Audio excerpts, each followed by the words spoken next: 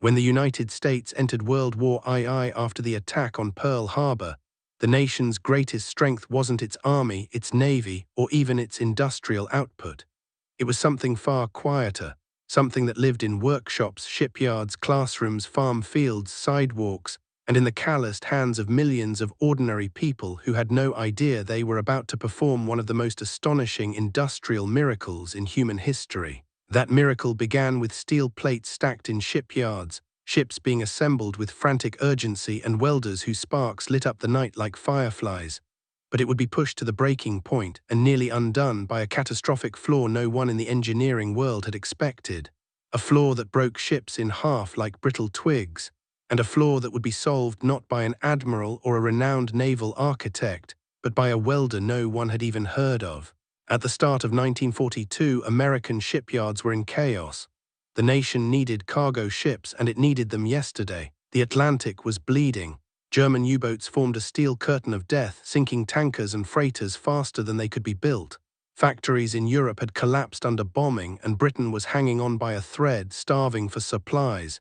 If America couldn't replace ships quickly enough, the war would be lost before it began. So the answer was a ship unlike any the world had produced, a Liberty ship. A vessel assembled like a piece of machinery using welding instead of riveting, mass-produced in weeks instead of months.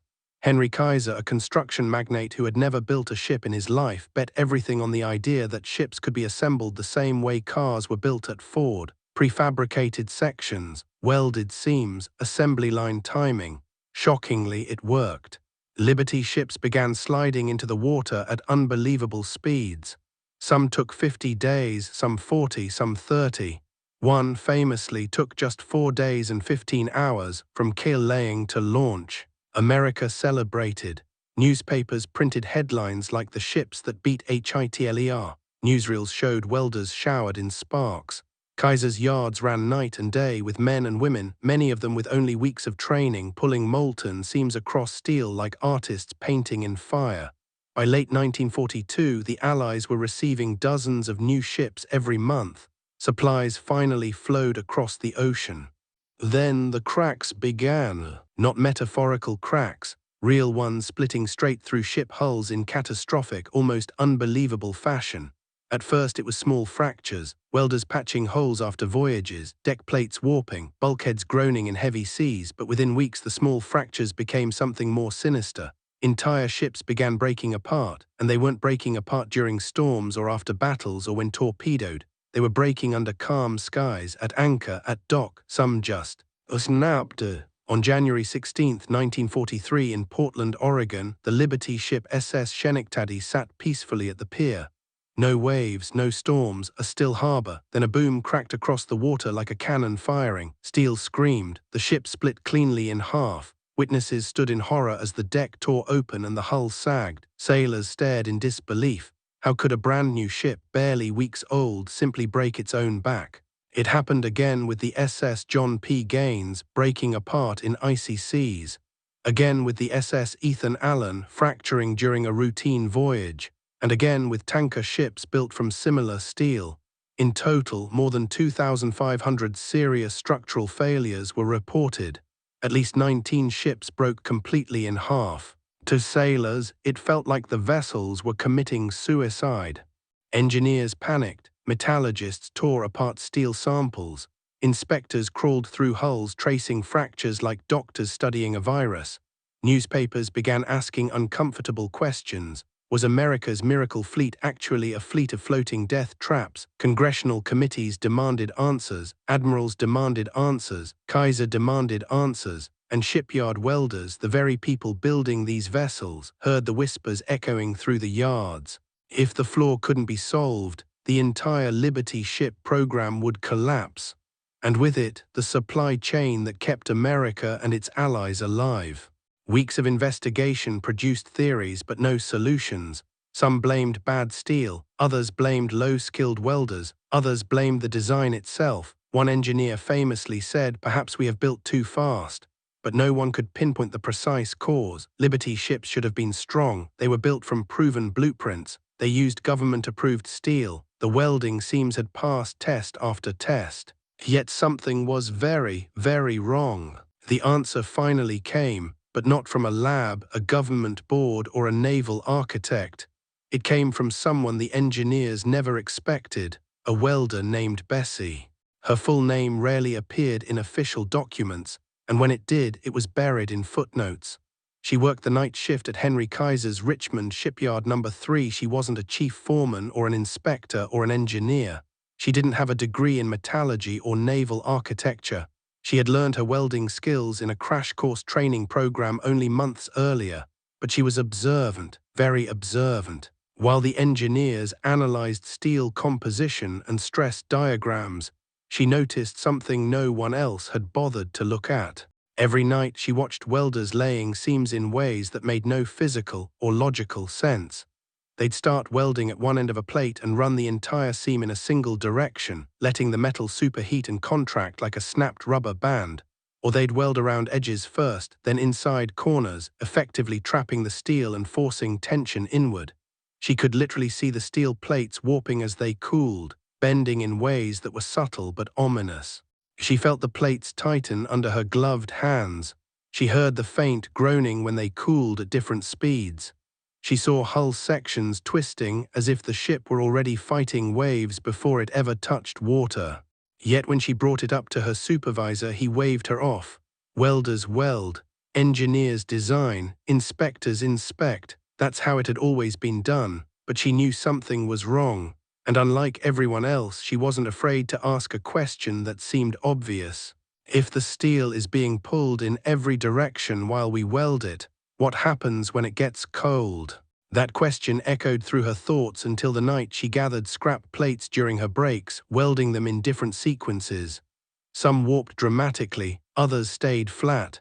Her breakthrough came when she reversed the sequence, starting at the center of a plate, then moving outward in alternating directions. The difference was enormous. The plate stayed flat, almost perfectly flat.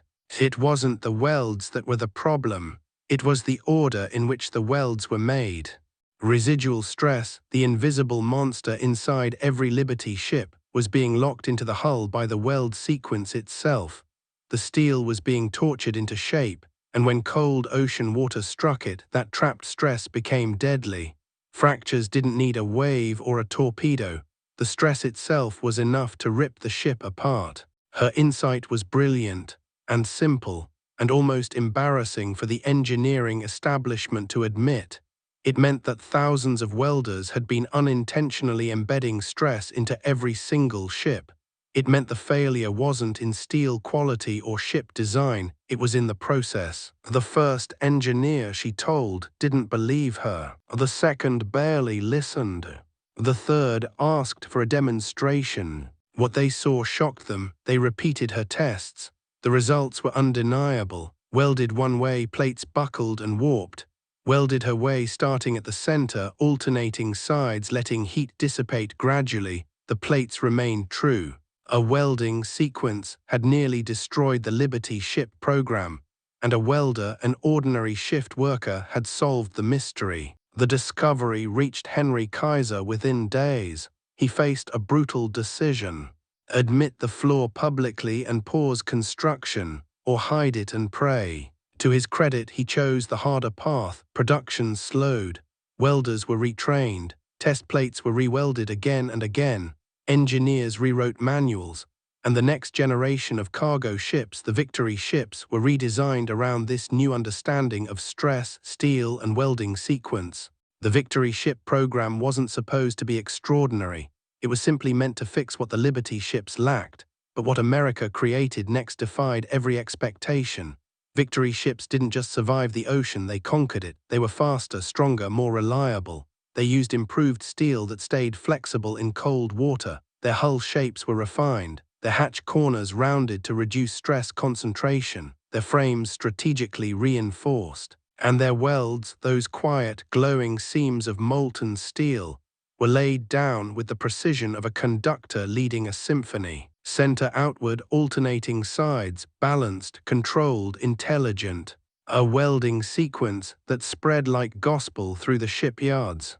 By mid-1944, the shipyards were no longer chaotic factories. They were coordinated machines. Welders worked with new confidence. Engineers visited the lines, learning from those who laid the steel, and then a miracle happened. The Victory ships became so efficient to build that one yard completed a full ship, from keel to launch, in just 5 days. A feat so unbelievable that foreign observers assumed it was propaganda, but it was. It was the natural result of thousands of people working in perfect synchronization, building with knowledge earned through crisis, discipline, and one welder's insight. A 5-day ship was more than a headline. It was proof that America had broken through the limits of what industrial production was supposed to be. The Victory ships rolled down the ways with a level of craftsmanship the early Liberty ships could only dream of. Their hulls were strong, their welds smooth, their plates aligned. They became the backbone of Allied logistics in the final years of the war. And not one Victory ship ever broke in half. Not one.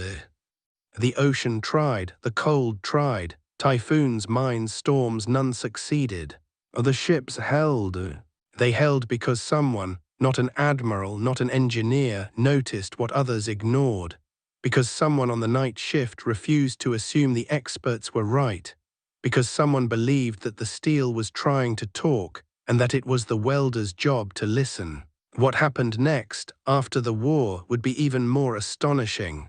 Victory ships survived for decades. They carried cargo long after the war ended. Many served in Korea, some in Vietnam, a few sailed into the 21st century, and when engineers cut into their old welds decades later to study them, they found excellence, they found craftsmanship, they found center-outward patterns still stopping cracks before they began. They found history preserved in steel. And although the textbooks never mentioned her name, every welded structure built after 1945, from bridges to skyscrapers to nuclear reactors, quietly followed the principles she discovered. A welder solved a problem the engineers couldn't. A welder saved ships. A welder saved lives. A welder changed history, and the world never knew. The shipyards that once groaned under the weight of desperation were now transformed into something almost unrecognizable.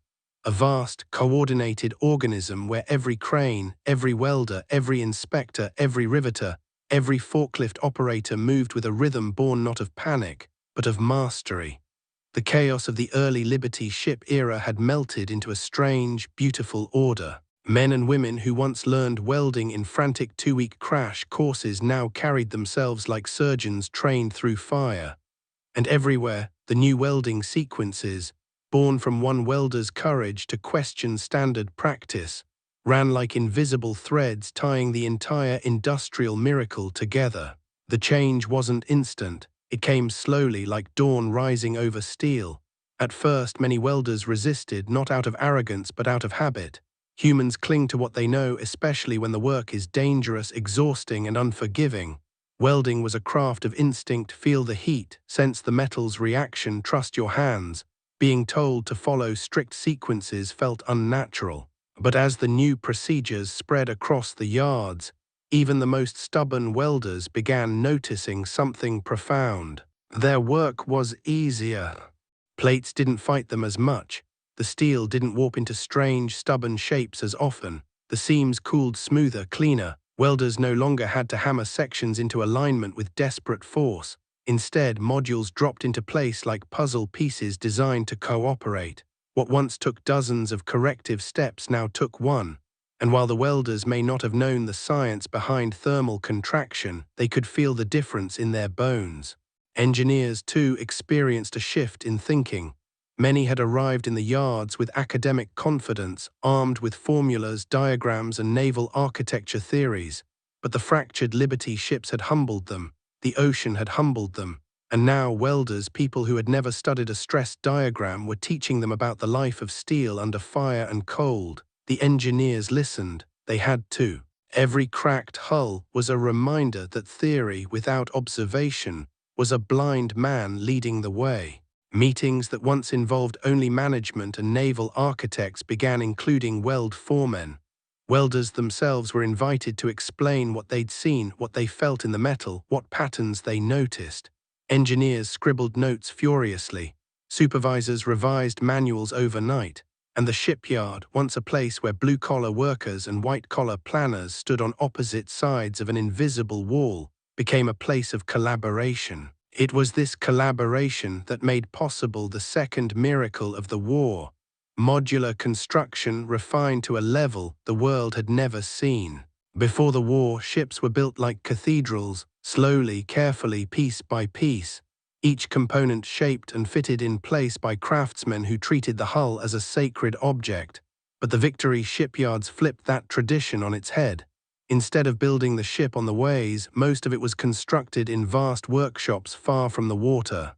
These shops produced modules, pre-assembled, fully welded, stress-relieved sections that were later lifted into place by cranes so large they looked like mechanical dinosaurs stalking the waterfront.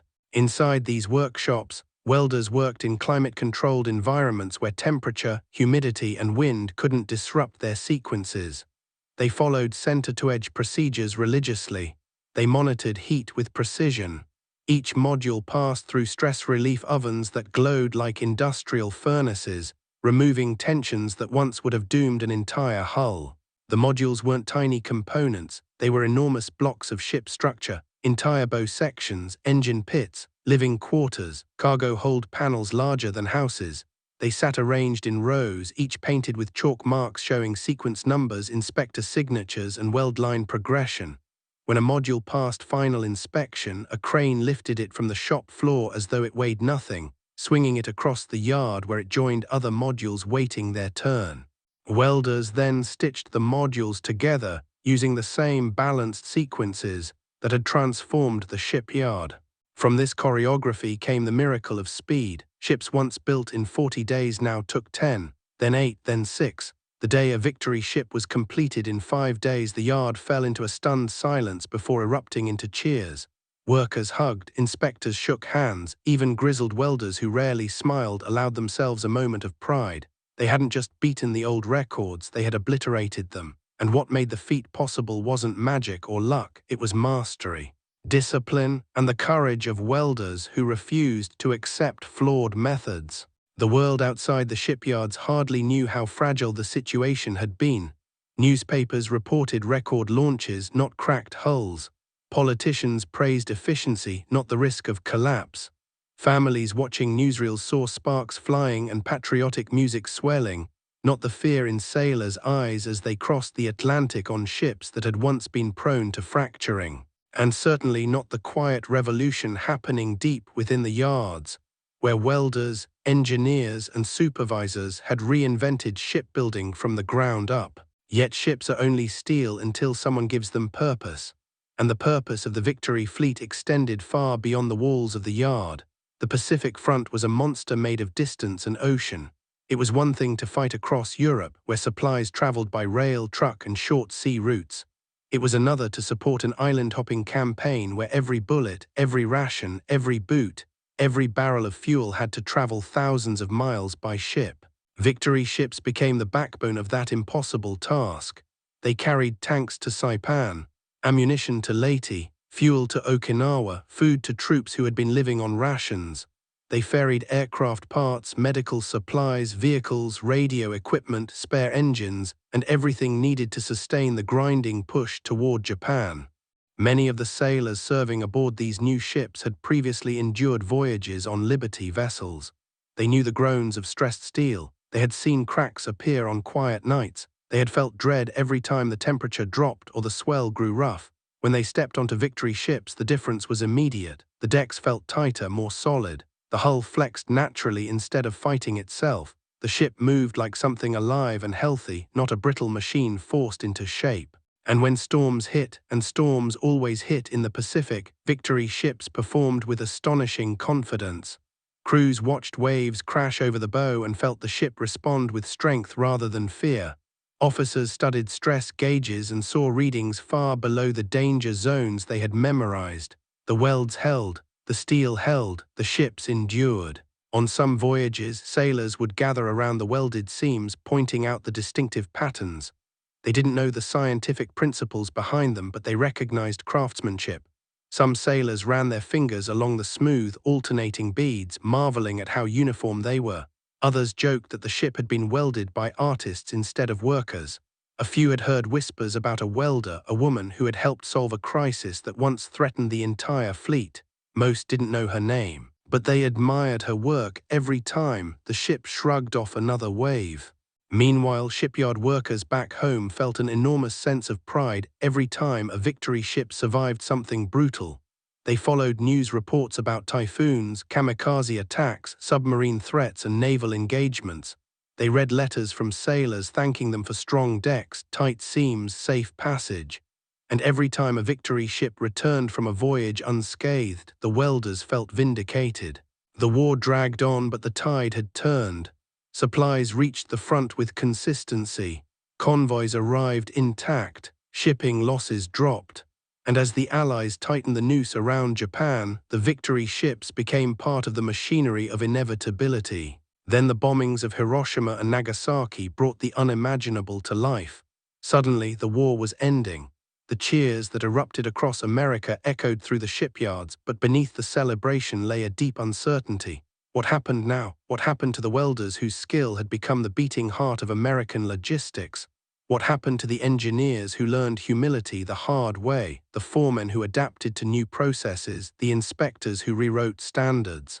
Would their work be remembered or forgotten as peace swept away the urgency of war? The answer was complicated. Some shipyards closed almost immediately. Machinery was shut down. Cranes fell silent. Welding schools emptied. Workers returned home with little ceremony. Many found jobs in factories or construction. Others moved on to entirely different lives. The yards that once blazed with sparks and thunder now echoed with memories. But the ships, the products of their labor, continued to live. Some victory ships went straight into reserve fleets, tied quietly to buoys in rows that stretched across calm harbors like steel soldiers standing at ease. Others were sold or leased to commercial lines, carrying cargo instead of ammunition.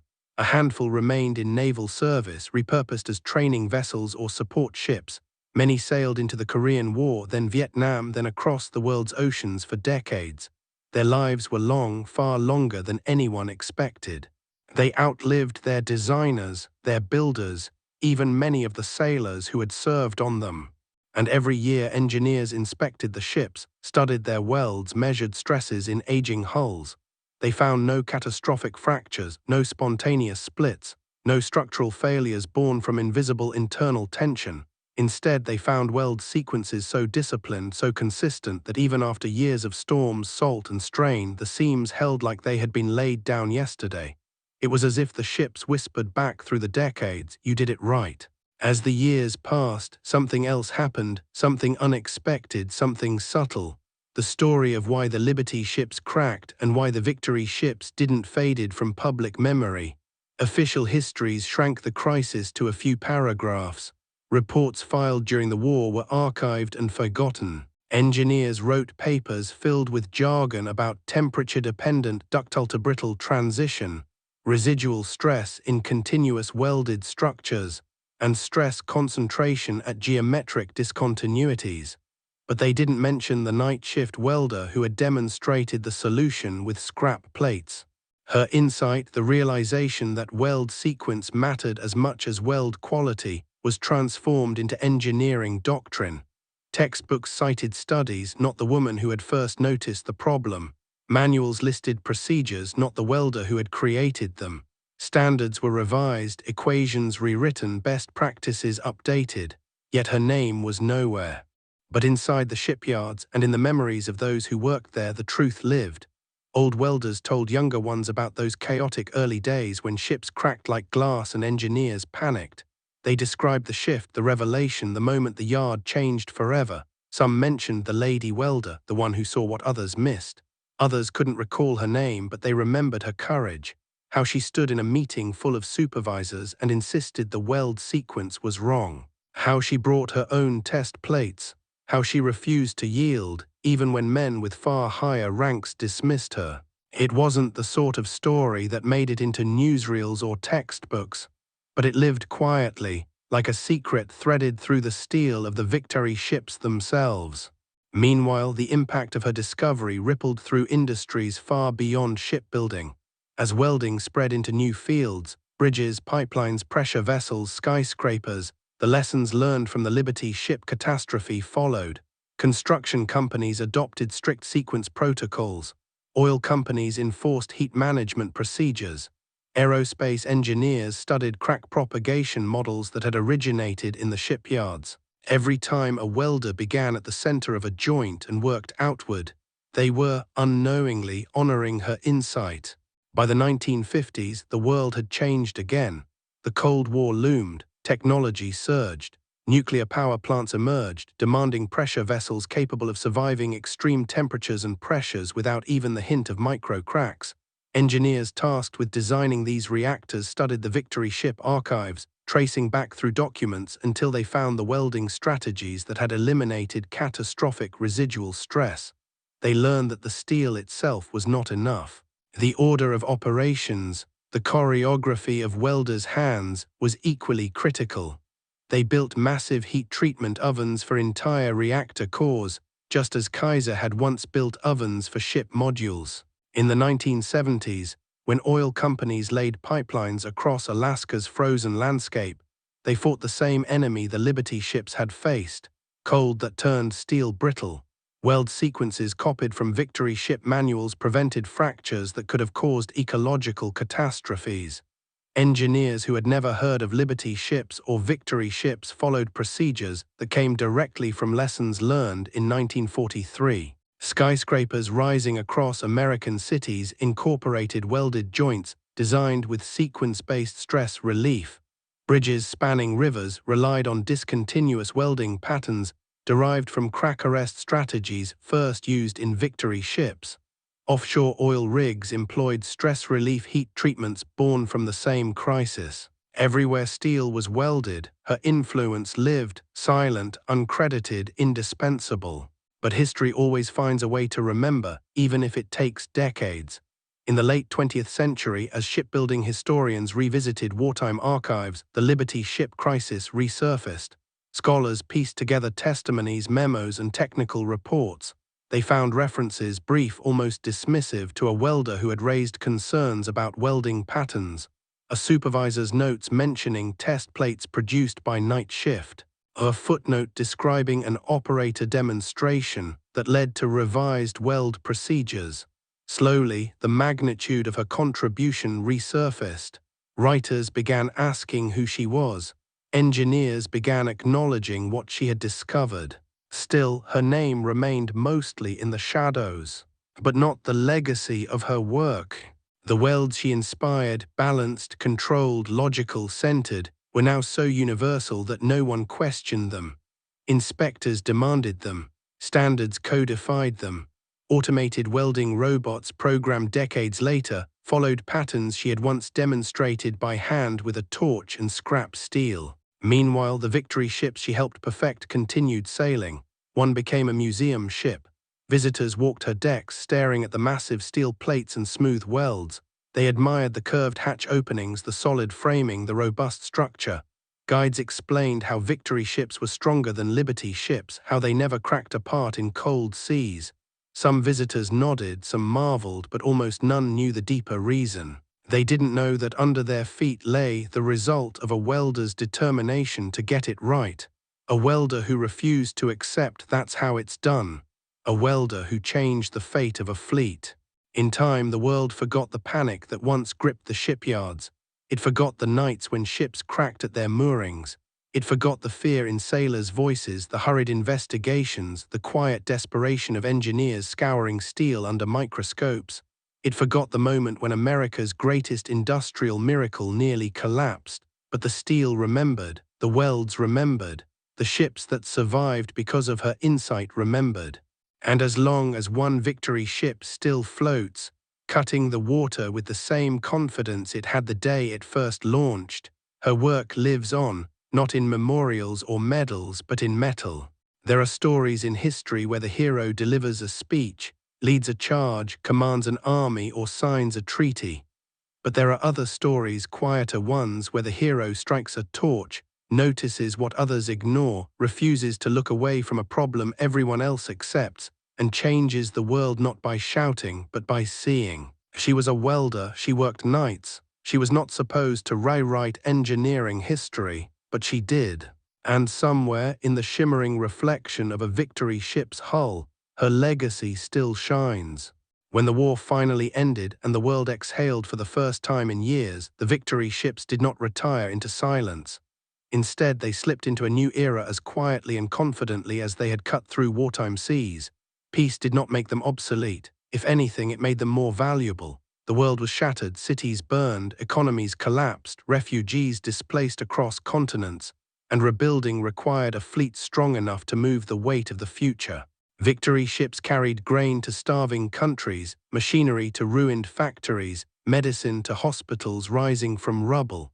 They sailed into European ports still scarred by bomb craters and into Asian harbors where entire skylines had vanished. Everywhere they went, the ships were greeted with relief, and often disbelief, that such vessels could emerge from a war with so few scars. Mariners who sailed these cargo giants into the late 1940s and early 1950s knew they were riding the legacy of a revolution. They felt it every time the hull flexed naturally under heavy seas instead of groaning in protest. They felt it when violent Pacific storms slammed against the bow and the ship responded with strength instead of brittle tension. They felt it in the way the decks vibrated with life under their boots, in the way the frames echoed with a deep, confident hum. Some sailors described serving on a victory ship as sailing on a steel heartbeat, steady and unwavering. Ports that had once braced themselves when Liberty ships arrived, fearing another fractured hull or sudden crack, welcomed victory ships with trust. Dockworkers noticed how the welded seams looked different, more uniform, more deliberate, more controlled. Inspectors who boarded these ships to check for stress fractures often found nothing, not even the hairline cracks that had been so common on their predecessors. The ocean tried its best, but the ships held together with a stubbornness that bordered on defiance. But the true measure of their strength came not in calm waters or routine voyages, but in the tests that only fate could prepare. In late 1946, a victory ship found herself trapped in a violent North Atlantic storm, the kind sailors whispered about in port taverns. Waves towered like living mountains.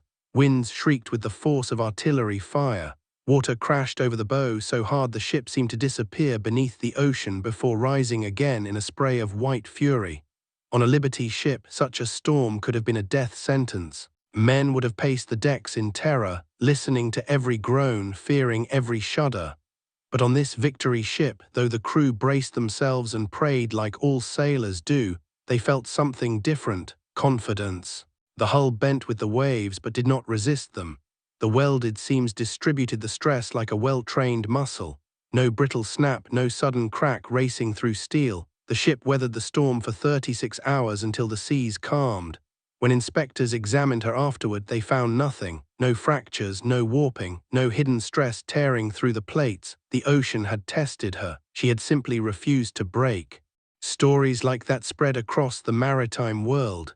Crews competed for assignments on victory ships. Shipping companies bid for them. Foreign governments asked how to copy them. American engineers quietly smiled, knowing the praise was deserved, and knowing that a secret part of it belonged to someone the world didn't know. Meanwhile, in shipyards across America, a strange thing happened. With war production halted, the sparks of welding torches dimmed. The thunder of steel gave way to silence. Workforces shrank. Many welders returned to peacetime jobs far from the waterfront. Yet the lessons they had learned did not disappear. They traveled with them to factories, construction sites, industrial plants, and later to entirely new industries that had never existed before the war. These welders carried with them an instinct for steel that textbooks struggled to teach. They knew how metal behaved when heated, cooled, forced, or freed. They knew how stress lived inside a structure, how it tried to escape, how it hid in corners and seams. They had seen what happened when steel was mistreated, and what happened when it was respected. And whether they realized it or not, they carried with them the techniques discovered by the night shift welder whose insight had saved a fleet. In the 1950s, when the race began to build the world's first modern suspension bridges, Engineers quietly relied on welding sequences modeled after Victory ship protocols. Residual stress had become the new ghost haunting every structural project, and the only proven way to tame it came from the shipyards. When the first generation of nuclear reactors were designed, the vessels that held atomic fire were welded with an almost religious adherence to sequencing. Engineers understood that even the slightest hidden stress could become catastrophic under the pressure of nuclear reactions. They planned every weld like a ritual, every heat treatment cycle like a cleansing purge. The reactors that powered cities were built on the shoulders of a lesson born from ships that crossed oceans. And when oil companies pushed pipelines across the frozen Alaskan wilderness decades later, they faced temperatures that rivaled the cold Atlantic waters where Liberty ship steel had shattered. But this time they were ready. They used steel with improved ductility, welding sequences drawn from Victory ship doctrine, and thermal management systems that ensured no pipeline section was ever tortured by trapped stress. The pipeline became a monument not only to engineering skill, but to the quiet wisdom of shipyard welders who had learned how winter itself could destroy steel. Yet through all of this progress, the night shift welder remained a ghost in the margins, rarely mentioned, never credited, but always present. The structures built across America bore her invisible signature. The skyscrapers scraping the clouds, the bridges spanning wide rivers, the tankers crossing the globe, the aircraft carriers launching jets into the sky, all of them held her logic in their bones. Engineers began referring to the phenomenon that doomed the Liberty ships as fracture propagation under residual stress. They spoke of brittle ductile transition points, stress concentration multipliers, and crack arrest systems. The terms grew more complex as the decades passed, but beneath the layers of academic language the truth remained simple. Steel must be allowed to breathe as it cools. It must be welded with patience and precision. It must be treated not as a rigid object, but as something alive, a material with memory, tension, and temperament. She had understood that long before the textbooks did.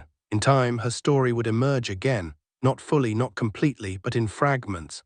A historian researching the Liberty ship failures stumbled on an obscure memo mentioning a welder who had demonstrated the proper sequence for minimizing residual stress in welded plate structures.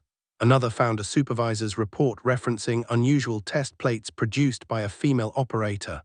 Yet another found meeting notes describing a non-engineer's observation that initiated procedural revision. Piece by piece the mosaic formed, but it was incomplete, like a photograph burned around the edges. The truth was that history had moved too fast. The crisis had been too urgent. The shipyards had been too chaotic. Names disappeared in the noise of war, buried under steel, sparks, and secrecy.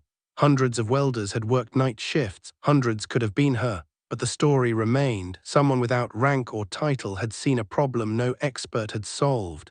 And in doing so, she had prevented tragedies the world would never know. Her absence from the record made her presence larger. She became a symbol of something profound. The idea that expertise does not always wear a badge, carry a degree, or sit in an office. Sometimes it carries a torch, wears a mask, and works through the night while the rest of the world sleeps. Her legacy lived not in credit, but in consequence. And the consequences were everywhere. By the late 20th century, every major engineering code in the Western world included mandatory stress relief procedures inspired by what the Victory shipyards had developed. Welders were trained not only in technique but in philosophy. Respect the sequence, respect the steel, respect the forces you cannot see. Automated welding robots were programmed to mimic the sent-outward sequences she once performed by hand. Computer models showed how cracks moved through structures and how the right weld pattern could stop them cold. Engineers spoke confidently of crack arrest, brittle fracture prevention, residual stress distribution. What they rarely said aloud, perhaps because few knew or because history had simply moved on, was that all of it had begun with a welder looking at warping plates and asking, "Why is this happening?" The Victory ships themselves aged gracefully. Some were scrapped after decades of service. Others became training ships. A few were sold overseas, and one survived long enough to become a floating museum. Visitors today walk her decks, unaware that beneath their feet lies a story written not only in the language of war, but in the quiet courage of someone who dared to see the unseen. And somewhere in the vast sweep of maritime history, her story still hums like a weld cooling in the dark. As decades passed and technology outpaced memory, the victory ships became relics instead of headlines. They were still respected, still acknowledged for their wartime achievements, but the immediacy of their creation, the urgency that had forged them, faded into nostalgia. Museums displayed photographs of welders with bandanas tied around their hair, sparks flying across their faces, and captions that read "Rosie the Riveter," without distinguishing between riveting and welding. Schoolchildren learned that America outbuilt its enemies, that Liberty and Victory ships swarmed the oceans, that production lines roared night and day, but they did not learn that some of the greatest engineering breakthroughs came not from slide rules, but from human observation, determination, and the ability to question the obvious. Yet engineering itself never forgot. The deeper fields of structural integrity, materials science, fracture mechanics, and welding metallurgy all carried the Liberty ship lessons as part of their DNA. Students studying brittle fracture behavior were shown grainy photos of the SS Schenectady split open at the dock. Professors explained how cold weather could turn steel rigid and deadly. Grad students ran simulations showing how cracks accelerate through stressed metal. But even in academic halls, the story was incomplete, reduced to formulas and models rather than the lived reality of the shipyards. What the textbooks often failed to convey was how human the crisis had been, how welders had worked in freezing rain, soaked boots, aching backs, hands trembling from hours of holding torches, building ships faster than any generation before them, how the air tasted like burnt steel, how the yards glowed at night like man-made suns, how morale had cracked when the first ships split open. Welders whispered anxiously among themselves, was it our fault? Were we doing something wrong? Were we building floating coffins? Some of them carried guilt they never deserved. Some quit. Others stayed and learned to weld better, smarter, with purpose. And a few, like the woman whose insight had changed everything, looked deeper, refusing to let confusion become despair. If history had a sharper memory, she would be honored in engineering halls today. If history had slowed down long enough to write down every name, every contribution, every moment of defiance, she might stand beside the great innovators of American industry. But history often rewards the loud, not the right. And she had not wanted attention, she had wanted to understand the steel beneath her hands. That was enough for her then, it would have to be enough forever. Still, her influence resurfaced in places she never imagined. In the 1960s, when NASA engineers prepared the Saturn V rockets, they faced concerns about weld integrity in extreme cold. Liquid oxygen temperatures rivaled Arctic seas. Who did they consult? Shipbuilding archives, Victory ship manufacturing notes, welding stress relief procedures born from war. They found in those handheld torch sequences a method to tame the thermal stress of a rocket bound for the moon. In the 1990s, when engineers retrofitted major suspension bridges to withstand earthquakes, they used computer-modeled welding sequences astonishingly similar to those first devised in Kaiser's yards. The Golden Gate Bridge's seismic reinforcements included center-outward welding patterns, preheat protocols, and stress relief timing directly descended from the same logic. Even the offshore oil platforms, massive steel cities planted in the ocean, owed their safety to the lessons of the Liberty ships. Engineers who designed them used crack arrest systems and welding methods that Victory shipbuilders had perfected decades earlier. After some early offshore disasters, investigators found echoes of 1943 everywhere. Brittleness, stress concentrations, weld sequence gone wrong. And every time the industry corrected itself, it returned to the same principle the welder had discovered. Do not lock a structure into tension. Do not let steel become your enemy. By the 21st century, welding codes had become so advanced, so all-encompassing that no one questioned their origins. They were accepted as universal truths. Weld from the center outward. Balance your heat. Respect your cooling cycles. Treat the metal as alive. Control, don't force. These were the commandments of steel. No one knew that one of them had been carved into industrial law by someone who never wrote a textbook, never sat on a committee, never stood behind a podium. Someone who worked nights with a torch and listened to the steel when others only looked at it. Meanwhile, the remaining Victory ships aged like steel ghosts from another era. One museum ship in particular, her hull still sound, her seams still tight, became a floating classroom for anyone willing to pay attention. Children walked her decks, unaware that the welds they touched had written a chapter of history. Retired sailors visited and whispered to their families about voyages through typhoons and kamikaze attacks. Engineers inspected her seams and marveled that the welds remained stable after 60, 70, 80 years. Her very existence was proof of a truth often forgotten. Good engineering is not just design but craft. Visitors admired her guns, her bridge, her cargo holds. But if they leaned close, down near the hull plating, they would see the weld patterns, smooth arcs radiating outward, alternating steps, balanced sequences. They would see the signature without knowing who wrote it. For some veterans, she sparked memories of younger days, when they stood watch under star-filled skies, listening to the hum of engines and the creak of steel. They remembered the moments when waves slammed into her bow and the whole ship shuddered but never faltered. They remembered nights in the Western Pacific when storms raged so fiercely that even seasoned sailors prayed, only to watch the ship emerge from the chaos as though carved from the ocean itself. They trusted her with their lives because she earned that trust one welded seam at a time. In retirement, a few engineers who had worked in the yards told their grandchildren stories about how the ships had almost failed. They described the cracked hulls of Liberty ships, the frantic meetings, the endless tests. They spoke of workers who found solutions in places no one expected. Some even remembered hearing about the welder whose idea had changed everything. They didn't know her name either, but they knew she was real because they had seen the results. For every giant of history who stands in marble, there are 1,000 unnamed hands that shaped the world more quietly. Hers was such a hand. The welded joints that strengthened the Victory fleet became a metaphor across industries. They reminded people that the weakest point of a structure is often where the forces gather, unseen, waiting to break.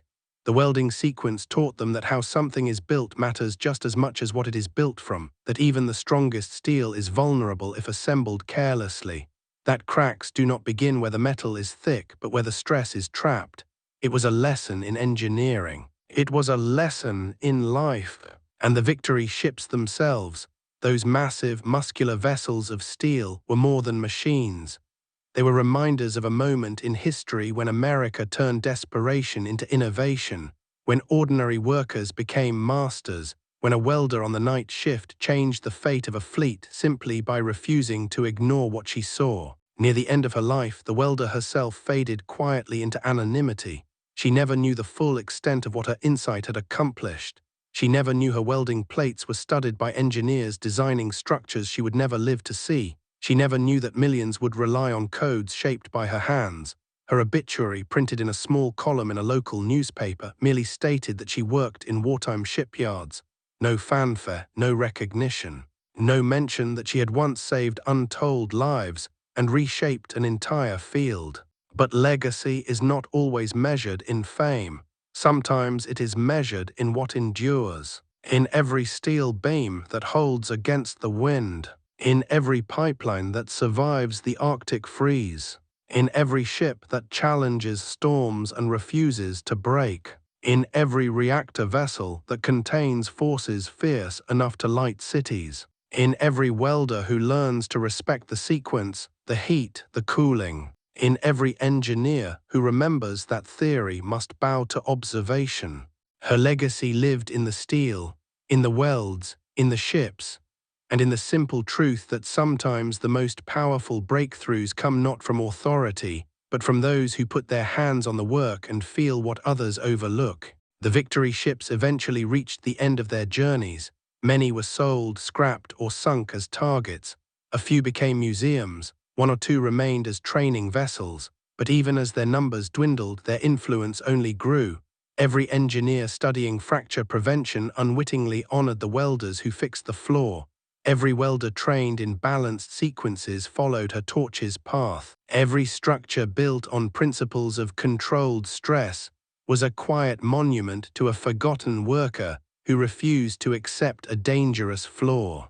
History remembers wars through generals and battles, but wars are won through welders, builders, thinkers, questioners, through people who work in shadows and sparks, people who change the world not by fighting on the front lines, but by giving those on the front lines the tools to survive. Her story begins with a question, it ends with a fleet, and the steel between those 2 points carries her name even when no one speaks it. Because in the end, the ships did not break, because she refused to let them.